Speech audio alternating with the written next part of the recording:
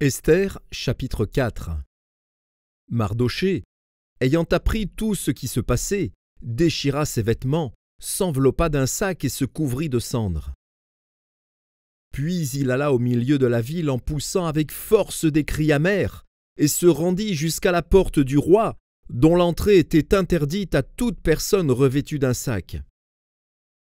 Dans chaque province, partout où arrivait l'ordre du roi et son édite, il y eut une grande désolation parmi les Juifs. Ils jeûnaient, pleuraient et se lamentaient, et beaucoup se couchaient sur le sac et la cendre. Les servantes d'Esther et ses eunuques vinrent lui annoncer cela, et la reine fut très effrayée. Elle envoya des vêtements à Mardochée pour le couvrir et lui faire ôter son sac, mais il ne les accepta pas.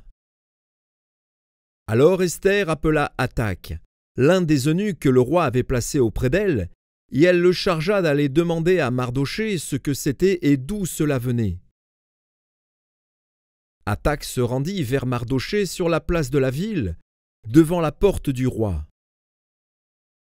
Et Mardochée lui raconta tout ce qui lui était arrivé, et lui indiqua la somme d'argent qu'Aman avait promis de livrer au trésor du roi en retour du massacre des Juifs.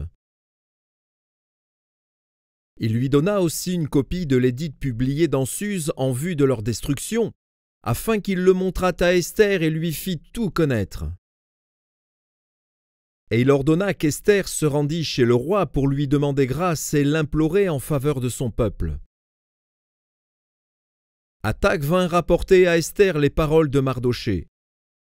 Esther chargea Hathach d'aller dire à Mardochée: tous les serviteurs du roi et le peuple des provinces du roi savent qu'il existe une loi portant peine de mort contre quiconque, homme ou femme, entre chez le roi, dans la cour intérieure, sans avoir été appelé. Celui-là a la vie sauve, à qui le roi tend le sceptre d'or. Et moi, je n'ai point été appelé auprès du roi depuis 30 jours. Lorsque les paroles d'Esther eurent été rapportées à Mardochée, Mardochée fit répondre à Esther: ne t'imagine pas que tu échapperas seul d'entre tous les Juifs, parce que tu es dans la maison du roi.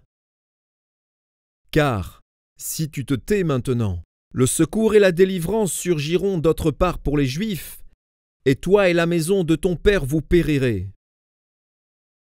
Et qui sait si ce n'est pas pour un temps comme celui-ci que tu es parvenu à la royauté?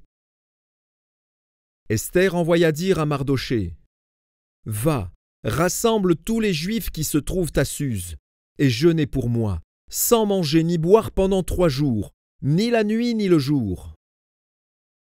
Moi aussi, je jeûnerai de même avec mes servantes, puis j'entrerai chez le roi, malgré la loi.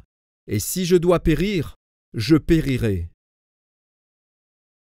Mardochée s'en alla et fit tout ce qu'Esther lui avait ordonné.